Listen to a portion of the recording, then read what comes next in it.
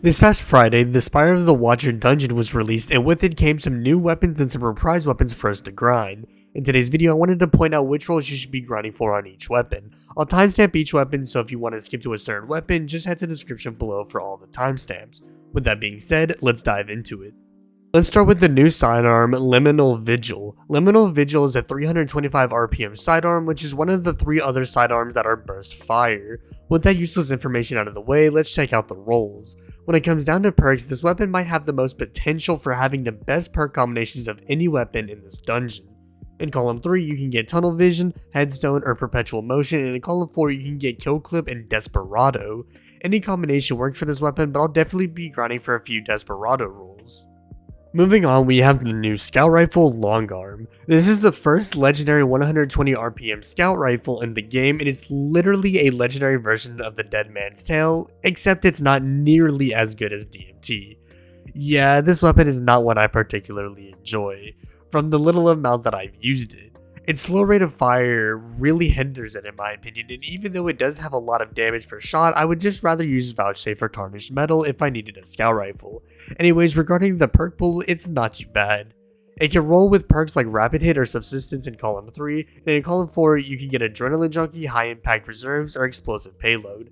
If you do want to go for a roll on this weapon, go for Rapid Hit and Explosive Payload, otherwise you can do more with other Scout Rifles, craftable or not. Next up, we have the Wilderflight. The Wilderflight is the most unique weapon of the bunch, as it is the first grenade launcher in the game that fires 2 grenades at once. While that doesn't mean it will do more damage, it's a cool fact to know.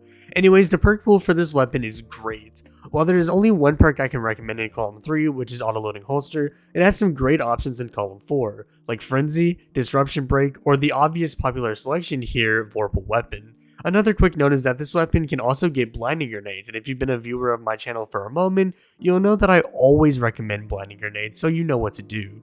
Anyways, definitely get your hands on this weapon.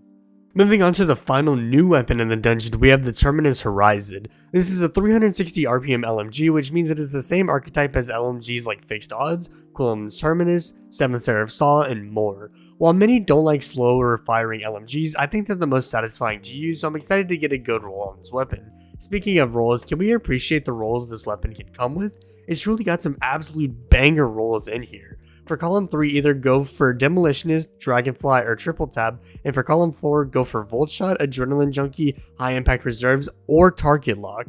If you remember my video on the season of the Seraph weapons to look out for, I mentioned the seasonal LMG due to the fact that it has access to Target Lock, and I'm happy to say that my suspicions for it were correct because this perk has some serious potential.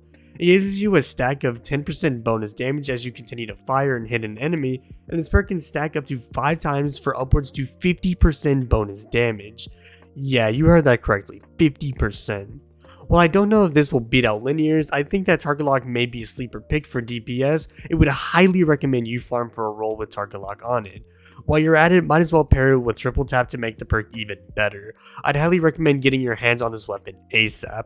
Next up, we have one of the 2 reprised weapons from this dungeon, the 7th Seraph Officer Revolver. This is a 180 RPM hand cannon which may put off some people, but it's truly a solid hand cannon. When looking at its perk pool, it has some solid options. For column 3, go for Ambitious Assassin, 4 times the Charm, or Reconstruction, and in column 4, go for Vorpal Weapon or High Impact Reserves. While this weapon no longer has timed payload, which was easily the best perk, it still does have some solid options to go for, especially for higher end PvE content. Moving on to the final weapon of today's video, we have the 7th Seraph Carbine. This is a 450 RPM auto rifle, and I think it has that perk combination that beats out the original combination.